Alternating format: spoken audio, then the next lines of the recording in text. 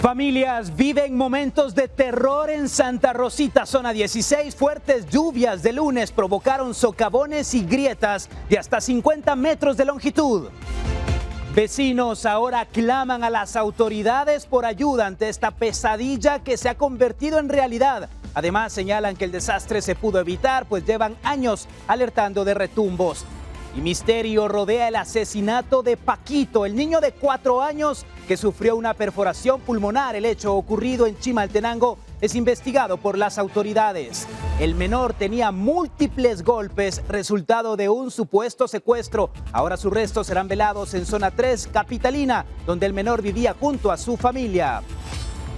Finalmente capturan a ex subinspector de Policía Nacional Civil, quien sería el principal autor de la ejecución extrajudicial de un ciudadano canadiense y un guatemalteco ocurridos en abril en San Andrés Itzapa. Ex agente de la PNC fue detenido en Texas, Estados Unidos, mientras pretendía cruzar la frontera. Tenía orden de arresto por parte de Interpol y estuvo prófugo casi 2 meses.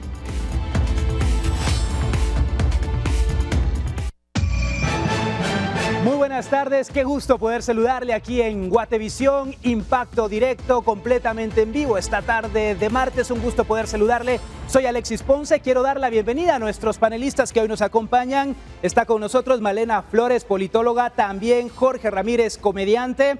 Por este otro lado, Roxana Sánchez, periodista y licenciada en Ciencias de la Comunicación, y Roger Ruiz, abogado. Y gracias, por supuesto, a usted por estar conectado con nosotros a través de Guatevisión. Arrancamos hablando de lo siguiente, y es que con miedo por los socavones y las grietas que se han registrado en Santa Rosita, zona 16, los vecinos están clamando ayuda para evitar una tragedia, sobre todo ahora que las lluvias se han intensificado.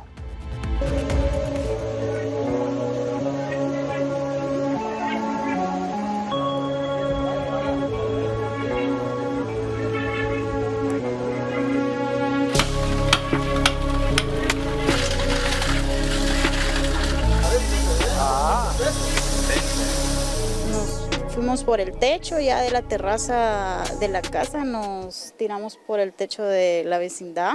Entonces ya ahí fue donde mi hijo mayor se tiró con el nene pequeño. O sea, es por instinto de nomás salir, ¿va? Estos fueron los momentos de terror que vivió la familia Palencia en medio del socavón que se registró en Santa Rosita, en la zona 16 de la ciudad de Guatemala. Este desastre, tras las fuertes lluvias de la noche del lunes último, dejó a decenas de familias que habitan en el lugar en riesgo. Señalan que esto se pudo evitar, ya que llevan años alertando retumbos y grietas que hoy se convierten en una pesadilla vuelta a realidad. Ya habíamos escuchado varias veces que estaba retumbando, pero nunca nos imaginamos que esto iba a pasar. ¿Habían ustedes ya alertado en algún momento esta situación? Fíjese que sí, se había llamado a la municipalidad, pero lamentablemente no hicieron caso a lo que estaba pasando. El informe de la Coordinadora Nacional para la Reducción de Desastres detalla que son 4 viviendas que se encuentran en alto riesgo, pero hay otras 45 que también están en riesgo debido a las grietas que se han formado a lo largo de la ruta y que ahora también ya hay viviendas que presentan estos daños. Y mientras las evaluaciones continúan, el miedo sigue siendo latente para aquellos que están a punto de perder lo que les ha costado toda una vida lograr tener. Y no tenemos drenajes, las calles están malas. Todo eso pues terminó de arruinar las casas. Las grietas profundas que se extienden por las calles unos 500 metros sugieren una amenaza latente bajo sus pies. ¿Qué secretos oculta la tierra que amenazan con tragarse los hogares de esta comunidad? La angustiante posibilidad que sus casas sean engullidas por un socavón imponente y grietas que se extienden como venas en la tierra, además del inminente peligro de un derrumbe en la montaña de 50 metros en la parte frontal, añade una capa adicional de preocupación, a tal punto que están tomando acciones desesperadas. Intentan rellenar con concreto las rajaduras en el suelo. Sin embargo, las paredes de su hogar, el que consideran seguro, evidencian un inminente desastre. Pues nosotros pensamos que era un temblor normal, pero no, solo fue de todo esto de aquí hasta allá abajo. Pero el temblor que hubo agarró así recto, hasta allá. Ya cuando empezó a llover, hubo una explosión acá en la peña, hizo ¡bum! Y sacó humo por dentro, saber qué era lo que estaba, la peña estaba haciendo ruido. Según personal de la Dirección de Obras de la Municipalidad de Guatemala, que tiene a su cargo afrontar la emergencia, señalan que esto se ha dado por infiltraciones. Hubo infiltración, digámoslo, debajo de la acera y de la pista y esto provocó que el agua socavara o, digámoslo, se llevara a los finos. ¿Podrán encontrar una solución antes que sea demasiado tarde para las más de 255 personas que hoy están en riesgo? Es la interrogante que tienen aquellos que ven cómo sus hogares sucumben. A ver qué solución nos ayudan o nos ayudan en un lugar donde vivir, que nosotros no tenemos a dónde ir. Con imágenes de Gabriela Porras y Óscar Vázquez, reportó para Impacto Directo Andrea Domínguez.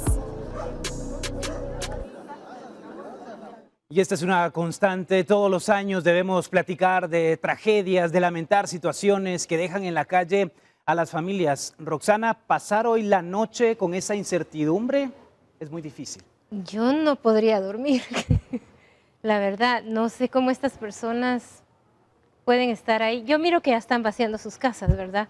Entonces, aquí lo más prudente es eso, salir de ahí hasta que encuentren la solución, porque no la han encontrado. Entonces, uno tiene que pensar, ¿qué es más valioso? ¿Un pedazo de tierra o mi vida?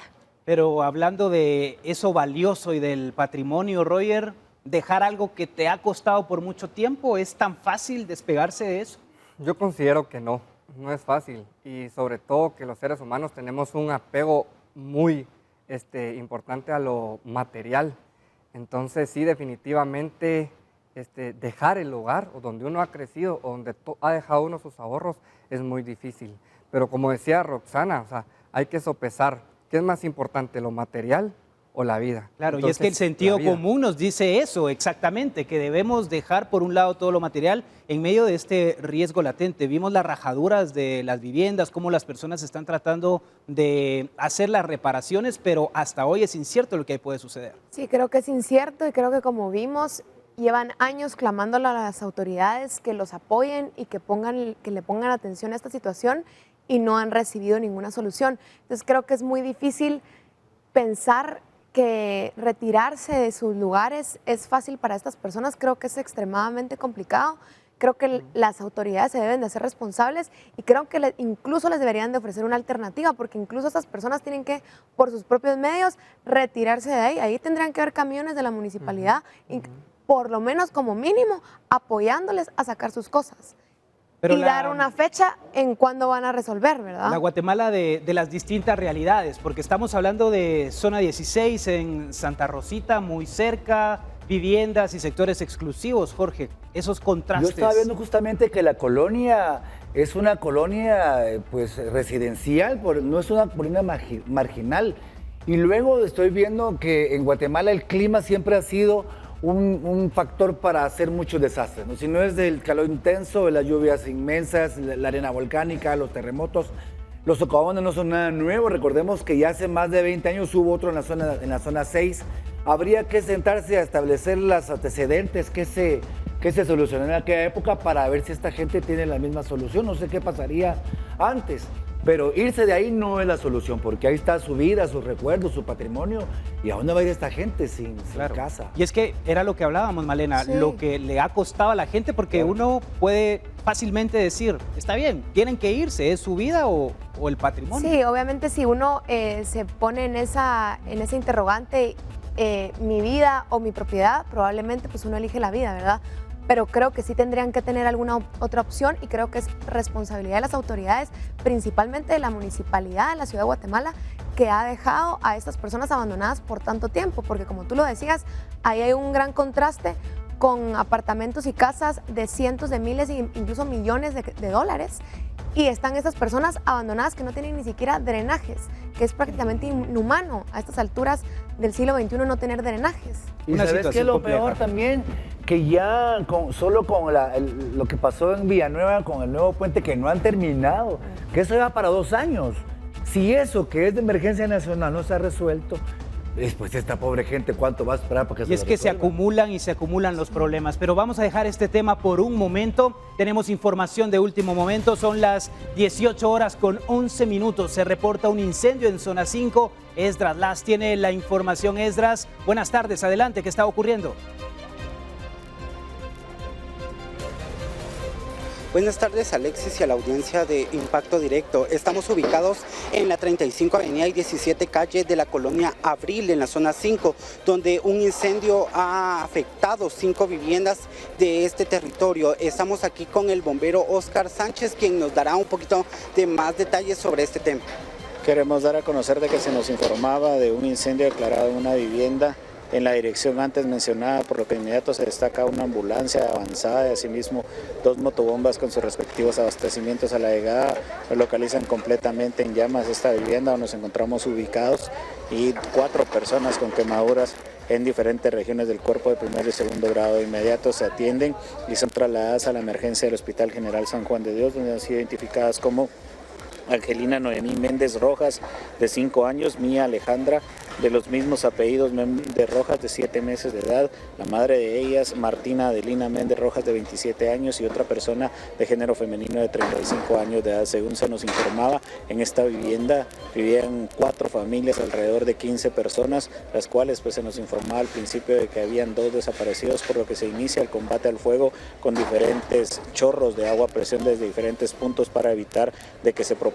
Se hizo un rastreo minucioso en el interior de la vivienda y pues no localizamos a las personas, pues gracias a Dios estaban en viviendas aledañas con familiares con alteración nerviosa y pues seguimos con el combate al fuego. Ustedes podrán observar que ya está en su totalidad controlado el incendio, se evitó que se propagara a viviendas aledañas. En estos momentos estamos realizando la labor de descormalamiento y remoción para que evitar de que quede algún tipo de indicio para que se vuelva a reiniciar el fuego y así pues ya las personas puedan regresar a verificar qué es lo que tienen en este sector, cuál fue consumido casi en su totalidad. Como vemos, Alexis, estas 4 familias han perdido todo lo que tenían. El fuego ha destruido todo lo material que estas familias habían construido desde hace años. Vemos que son 15 personas las afectadas, las que perdieron todo a causa del incendio. Hasta el momento no se ha podido identificar cuál fue la causa que originó el incendio, pero podemos ver que todavía están los escombros que ha dejado el incendio y que todavía el vapor del fuego desciende de la superficie terrestre. Esta es la información que yo tengo hasta el momento. Volvemos a estudio. A Esdras Las por la información. Nos llueve sobre mojado, Roxana, las familias en medio del drama por las lluvias y este incendio que consume sus propiedades. Mira, esto si a algún guatemalteco no le duele, no sé, porque el ver a las personas con más necesidades viniendo, como tú dices, a que llueva sobre mojado, pero ¿qué va a hacer esta familia? Como ¿qué van a hacer las familias de zona 16? Son personas que necesitan ayuda. El gobierno ahorita habló de 250 quetzales a las personas y estas personas creo que entran dentro de ese rango, pero además de esos 250 quetzales necesitan otra ayuda.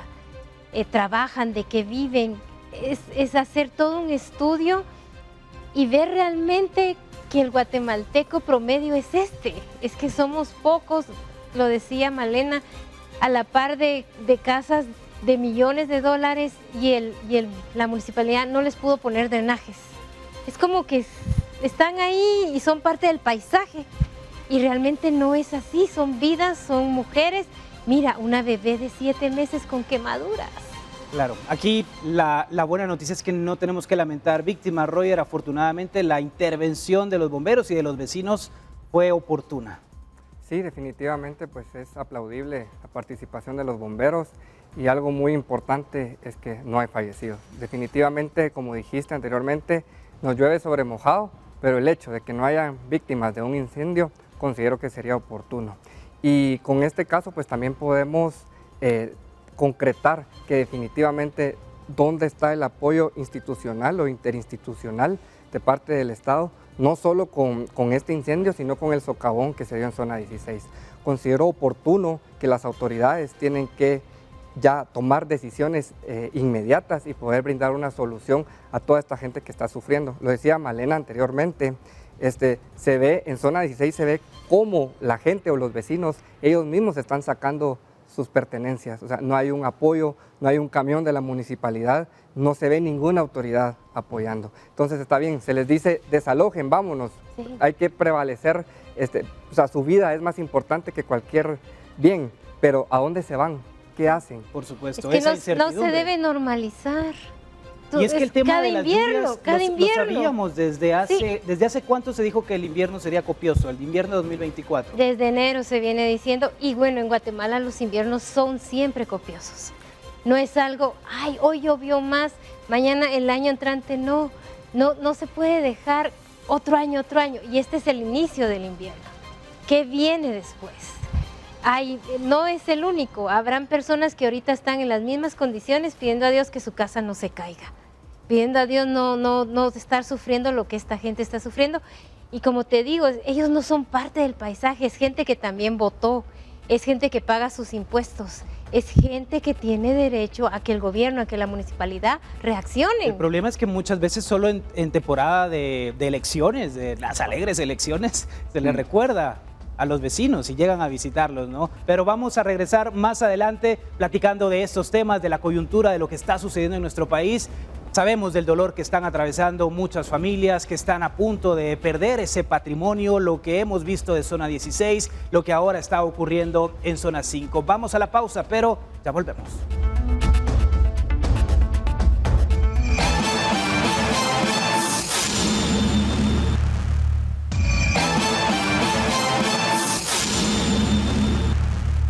Y el ex subinspector de Policía Nacional Civil, Eddie Vázquez Rabanales, este martes ha sido detenido en la frontera de los Estados Unidos luego de varias semanas de búsqueda al ser señalado de las ejecuciones extrajudiciales de una persona de origen canadiense y un guatemalteco en San Andrés, Itzapa, en abril pasado. Yo quiero, mi hermano, verlo. El subinspector de la Policía Nacional Civil, Eddie Vázquez Rabanales, fue capturado por agentes de la patrulla fronteriza de Estados Unidos mientras intentaba ingresar de manera ilegal al territorio estadounidense para escapar de la justicia guatemalteca. El exagente policial es el principal sospechoso de los crímenes de Edwin Lionel Choc y el ciudadano canadiense Milton Santamarina. Luego de 55 días de estar prófugo, este martes 11 de abril, Eddie Vázquez Rabanales fue aprehendido por la Interpol, derivado a la orden de captura internacional que tenía por ser señalado de haber participado en la ejecución extrajudicial. Los hechos se retornan al pasado 18 de abril, cuando la familia de Edwin Lionel Choc recibió una llamada donde les indicaron que su familiar había sido detenido por la policía por estar involucrado en un supuesto escándalo vial en una abarrotería. Según dieron a conocer las autoridades, en abril pasado, Choc fue detenido junto a Santamarina en San Andrés Itzapa, Chimaltenango, y fueron trasladados a la subestación policial. Allí fueron golpeados. La familia de Choc fue informada por las autoridades que Santamarina tuvo que ser trasladado casi muerto al Hospital Nacional de Chimaltenango, derivado a las agresiones que recibió, y al llegar a la estación fueron informados que se desconocía el paradero de Edwin. Ese mismo día, las autoridades del Hospital Nacional de Chimaltenango dieron a conocer el fallecimiento del ciudadano canadiense. En cuanto a Choc, los familiares iniciaron su búsqueda. Estuvimos 7 días de búsqueda. Nuestro objetivo era encontrar a mi hermano. Este hecho causó indignación entre los pobladores, quienes pasadas las 72 horas sin dar con el paradero del joven, arremetieron contra la subestación policial de Itzapa. Un juez giró la orden de captura en contra de 4 agentes policiales identificados como Yorleni Macario, Yulisa Ayala, Freddy Velázquez y Mauricio Contreras. Ellos fueron procesados por los delitos de ejecución extrajudicial y desaparición forzada. También se ordenó la aprehensión de Eddie Vázquez Rabanales, quien desapareció ese mismo 18 de abril. Luego de 8 días de búsqueda, un cadáver fue hallado en una hondonada en San Miguel Dueñas, Zacatepeques. Los familiares sospechaban que era el DIN y fue el INASIF que analizó el cadáver y confirmó la identidad del joven. Además, los forenses determinaron que el joven murió estrangulado.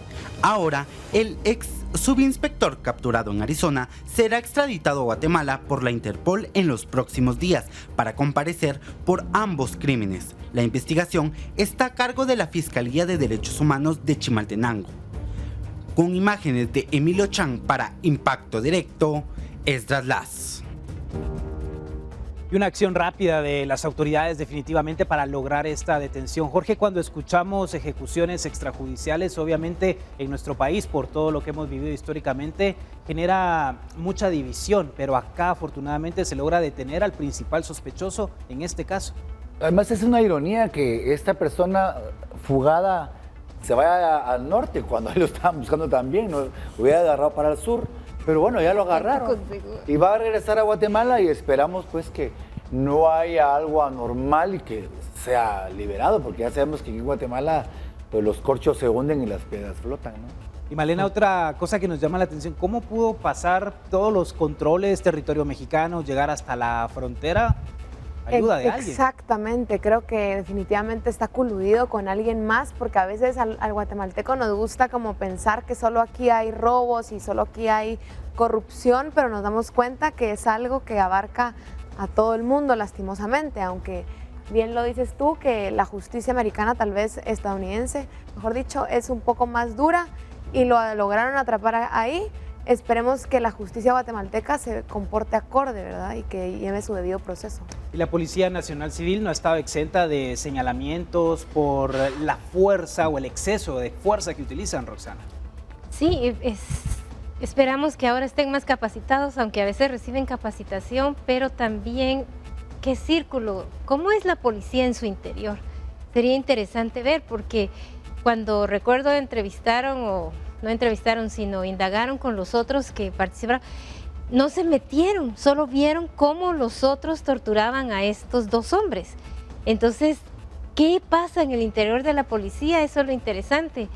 Y se nota que este hombre, si logró pasar o usó los servicios de un coyote, o sea, es gente ya corrupta, ya está corrompida, entonces, ¿qué puedes esperar?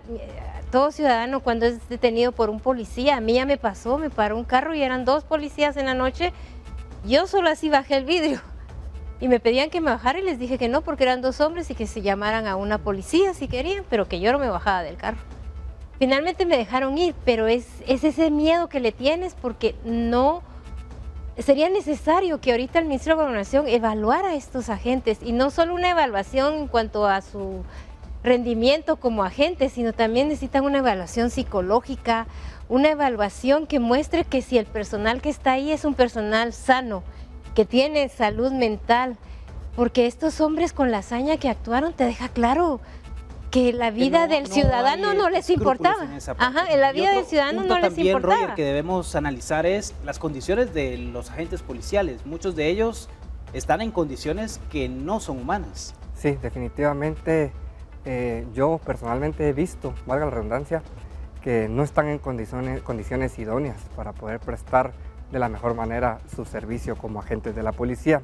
Algo pues que es el sentir de toda la población guatemalteca y pues lo quiero externar en este momento, es que lamentablemente en vez de sentirnos seguros con la presencia policial, creo que en algunas situaciones nos sentimos inseguros y eso sí es lamentable, de que la percepción del guatemalteco es ver a los agentes de la Policía Nacional Civil y se siente desprotegido. Ahora bien, yo sí quiero aclarar algo muy importante y es que no se va a realizar una extradición como tal del subinspector, sino que lo que se va a realizar es una deportación. ¿Por qué? Porque él quería entrar a territorio estadounidense, lo agarró la Interpol y lo van a retornar en un vuelo de deportados. Y aquí pues es muy bueno aclarar que no es una extradición, sino que es una deportación. ¿Y qué pasa? Pues aquí la Policía Nacional Civil junto al Ministerio Público lo van a estar esperando y ya cuando lo tengamos acá en territorio guatemalteco, ya las autoridades lo van a conducir contra un juez competente y ya se le va a iniciar un proceso penal y se le va a poner sobre la mesa, por así decirlo, cuáles son los motivos de su detención. En este caso es la Fiscalía de Chimaltenango, la Fiscalía de Derechos Humanos, la que está a cargo de toda esta investigación.